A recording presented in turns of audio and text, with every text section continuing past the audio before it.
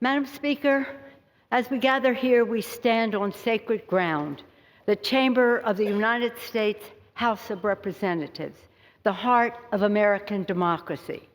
I will never forget the first time I saw the Capitol.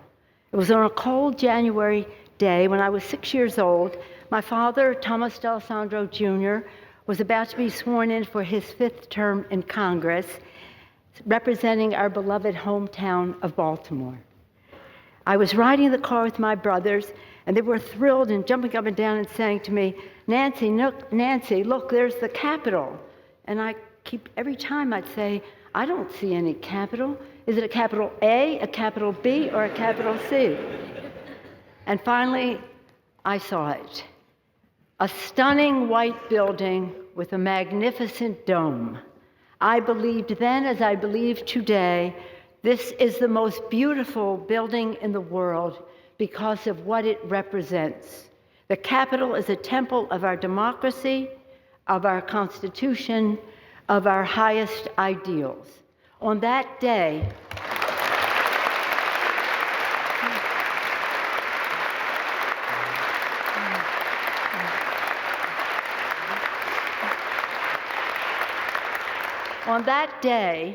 I stood with my father on this floor as he took a sacred oath to support and defend the Constitution of the United States against all enemies, foreign and domestic.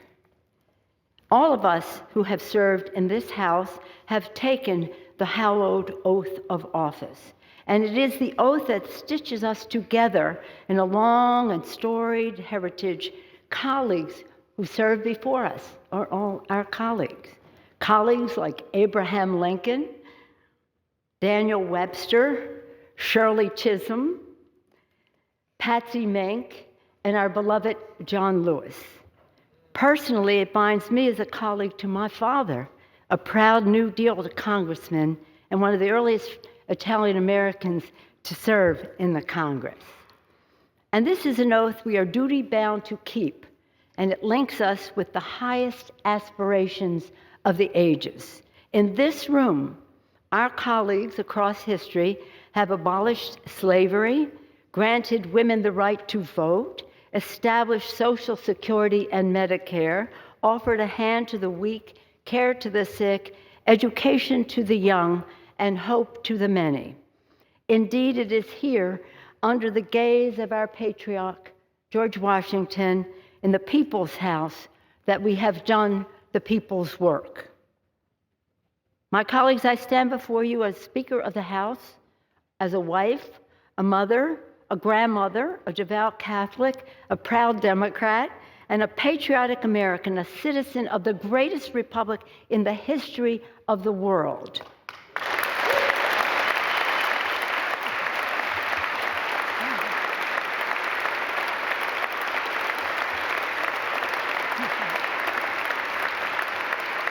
Which President Lincoln called the last best hope on earth. Indeed, in the words attributed to another of our colleagues, the legendary Daniel Webster, he said, "Hold on, my friends, to the Constitution of your country and the government established under it.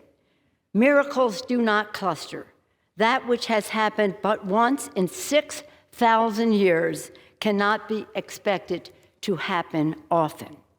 Indeed, American democracy is majestic, but it is fragile. Many of us here have witnessed its fragility firsthand, tragically, in this chamber. And so democracy must be forever defended from forces that wish it harm. Last week, the American people spoke, and their voices were raised in defense of liberty, of the rule of law, and of democracy itself.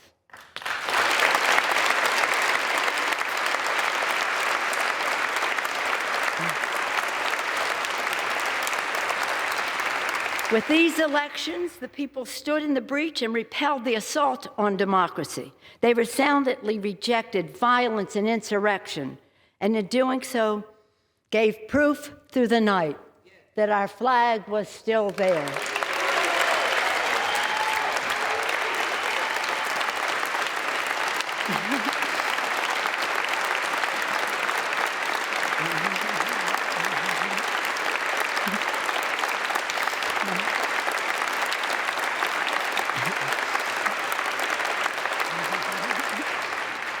And now we owe to the American people our very best to deliver on their faith, to forever reach for the more perfect union, the glorious horizon that our founders promised. The questions before this Congress and in this moment are urgent. Questions about the ideals that this House is charged by the Constitution to preserve and protect. Establish justice, ensure domestic tranquility, provide for the common defense, promote the general welfare, and secure the blessings of liberty to ourselves and our posterity. Our posterity, our children. Babies born today will live into the next century, and our decisions will determine their future for generations to come. While we will have our disagreements on policy, we must remain fully committed to our shared fundamental mission, to hold strong to our most treasured democratic ideals, to cherish the spark of divinity in each and every one of us, and to always put our country first. In their infinite wisdom, our founders gave us their guidance, e pluribus unum, from many one. They could not have imagined how large our country would become or how different we would be from one another, but they knew we had to be united as one. We the people, one country, one destiny. It has been with great pride in my 35 years in the House I have seen this body grow more reflective of our great nation, our beautiful nation.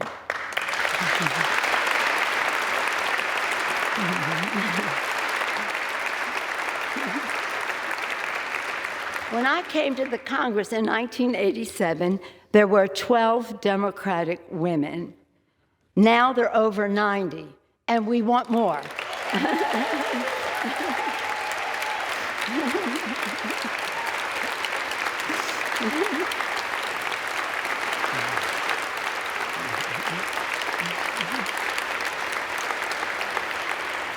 The new members of our Democratic caucus will be about 75% women, people of color, and LGBTQ.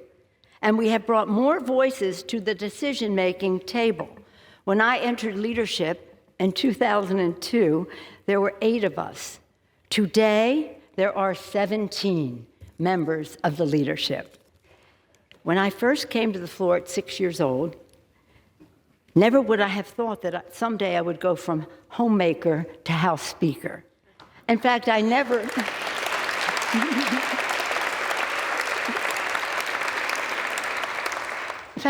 intended to run for public office. Mommy and Daddy taught us through their example that public service is a noble calling and that we all have a responsibility to help others. In our family, my brother Tommy then became mayor of Baltimore also. But it's been my privilege to play a part in forging extraordinary progress for the American people. I have enjoyed working with 3 presidents, achieving historic investments in clean energy with President George Bush.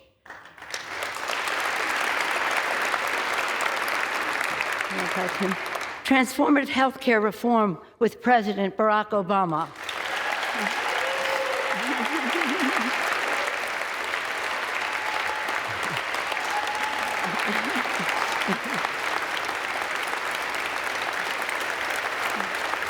And forging the future, from infrastructure to healthcare to climate action, with President Joe Biden.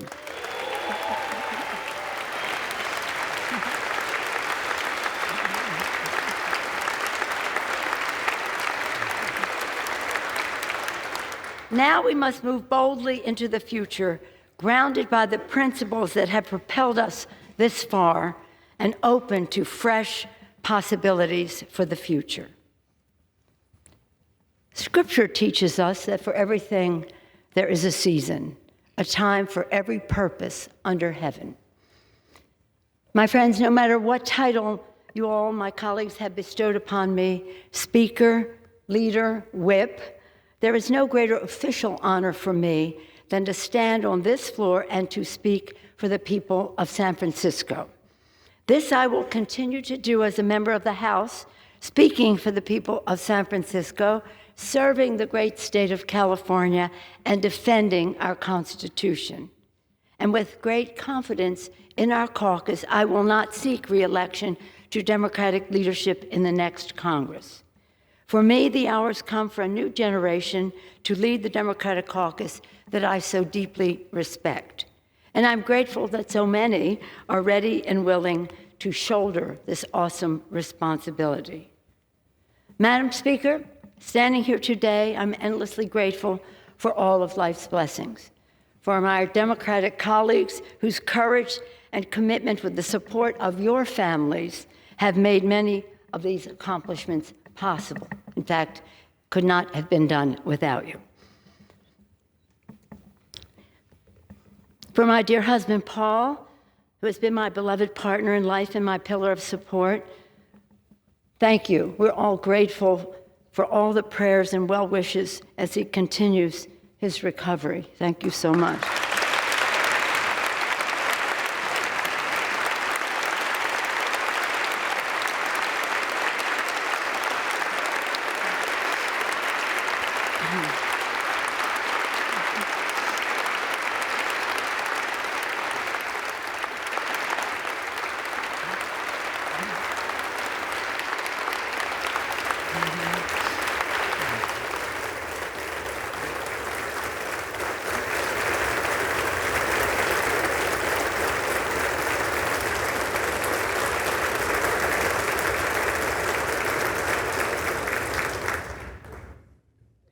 For our darling children, Nancy, Corinne, Christine, Jacqueline, Paul, and Alexandra, and our grandchildren, Alexander and Madeline, Liam, Sean, and Ryan, Paul and Thomas, Bella and Octavio, they are the joys of our lives for whom and we are so very, very proud of them and a comfort to us at this time.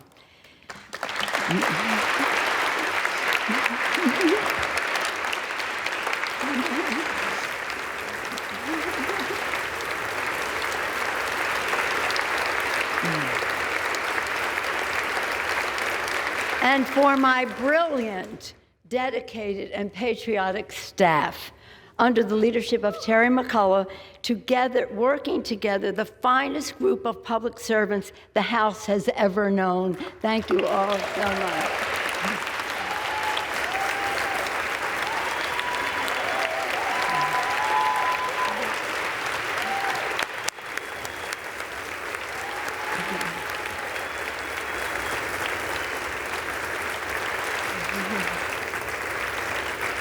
And again, for those who sent me here, for the people of San Francisco, for entrusting me with the high honor of being their voice in Congress. In this continued work, I will strive to honor the call of the patron saint of our city, St. Francis.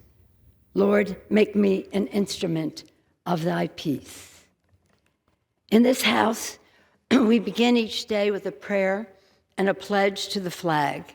And every day, I am in awe of the majestic miracle that is American democracy.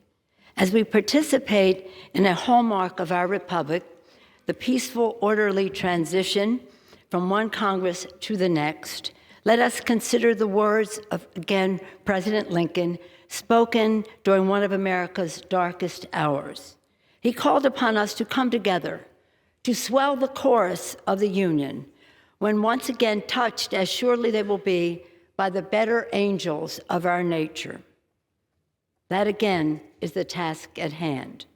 A new day is dawning on the horizon, and I look forward, always forward, to the unfolding story of our nation, a story of light and love, of patriotism and progress, of many becoming one, and always an unfinished mission to make the dreams of today the reality of tomorrow. Thank you all. May God bless you and your families, and may God continue to bless our veterans and the United States of America. Thank you all so much.